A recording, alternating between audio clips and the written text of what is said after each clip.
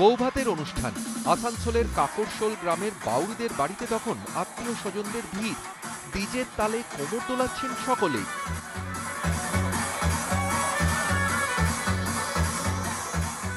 হঠাৎ ছন্দপতন, গুলির আওয়াজে চাপা পড়ে গেল ডিজের 1000 ডেসিবেলের সাউন্ড সিস্টেম।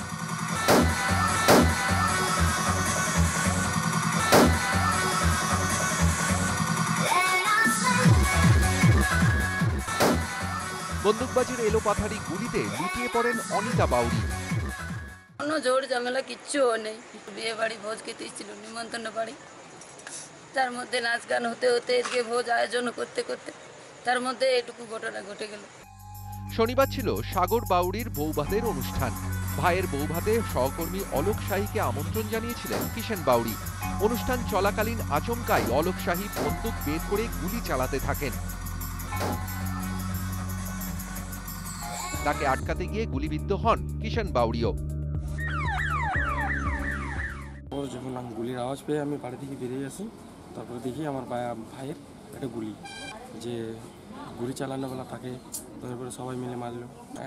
একসঙ্গে কাজ করতো, কিন্তু বন্ধুর মতন ছিল।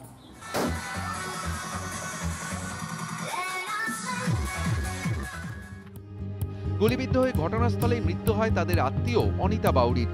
একটি গুলি ছুঁয়ে যায় লক্ষ্মী বাউরির পেট ঘেঁষে। ঘটনার পরই এলাকাবাসীরা অভিযুক্ত অলোক শাহীকে ধরে ফেলে। চলে গণপিটুনি। পরে আসানসোল দক্ষিণ থানার পুলিশ তাকে গ্রেফতার করে। আমরা এটা তদন্তে আছে, যে করেছিল তাকে সেফ কাস্টাডি রাখা হয়েছে। এখন ইনভেস্টিগেশন পর্যায়ে আছে, আমরা কমপ্লেন পাইনি। কমপ্লেন তুলে আর ইনভেস্টিগেট করে বলতে পারি। ঘটনাস্থল থেকে উদ্ধার হয়েছে একটি কার্তুজ। বাজেয়াপ্ত করা হয়েছে অভিযুক্তের বাইক। বৌভাতের অনুষ্ঠানের ভিডিওগ্রাফি করা হয়েছিল, সেই ভিডিও খতিয়ে দেখছে পুলিশ। প্রত্যক্ষদর্শী হিসেবে ডিজেকেও জিজ্ঞাসাবাদ করা হচ্ছে।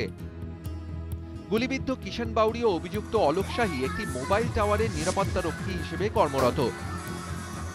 সেক্ষেত্রে কোম্পানির দেওয়া আগ্নেয়াস্ত্র এই হামলায় ব্যবহার করা হয়েছে কিনা তাও খতিয়ে দেখছে পুলিশ। প্রতিবেশীদের দাবি 1.5 মাস আগে দুজনের মধ্যে ঝামেলা হয়েছিল।